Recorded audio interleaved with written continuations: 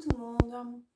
Alors voilà, la suite de ma petite vidéo du projet Axel, toujours dans mon livre, je le répète, mais bon, c'est important. Je parlais hier donc de tout ce dont on ne nous parle pas quand on vient de perdre un être cher. Donc on nous parle de psychiatre, on nous parle d'anxiolytiques ou d'antidépresseurs, et il y a tout ce dont on ne nous parle pas. Et l'idée serait que l'accompagnatrice formée au deuil, qui viendrait donc faire un suivi sur 2 ans à raison d'une fois tous les 3 mois, vienne dès le départ nous expliquer qu'il existe des choses pour nous soutenir.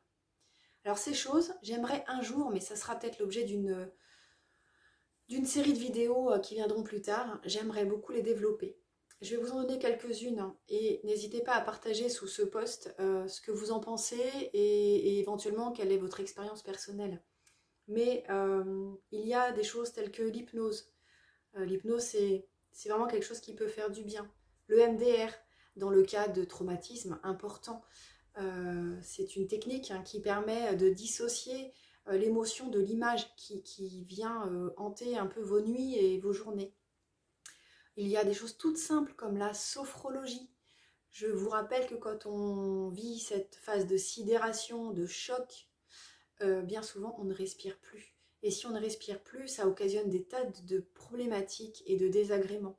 Donc la sophrologie, ça fait du bien de réapprendre à respirer.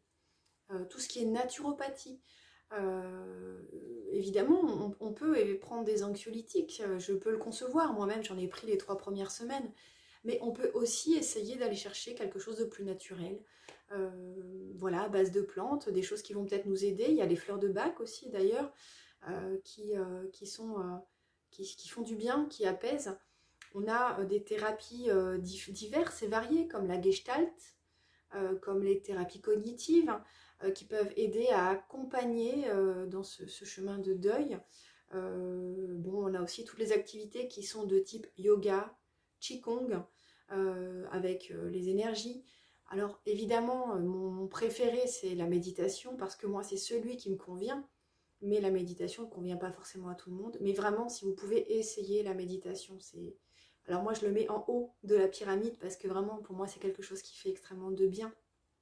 Mais il y a aussi la musique qui peut détendre, tout ce qui est sonothérapie, l'acupuncture, la kinésiologie, la cohérence cardiaque, l'EFT, la luminothérapie, parce qu'on a besoin d'être éclairé, entre guillemets, que ce soit psychologiquement, physiquement, à tous les niveaux, mais aussi l'art-thérapie, c'est une autre manière, à travers le dessin, la création, de laisser sortir des choses. J'en oublie des tas, il y a des tas de choses, et puis évidemment... je pense que si vous avez des idées, si j'ai forcément oublié des milliers de trucs, parce qu'en vérité, il y a des tas de possibilités de ressources, n'hésitez pas à l'écrire en dessous, ça peut donner des idées à d'autres personnes. Il y en a certaines sur lesquelles j'aimerais vraiment revenir en détail plus tard, mais là, dans un premier temps, l'idée, c'est vraiment de dire que ça existe. Voilà. Belle soirée.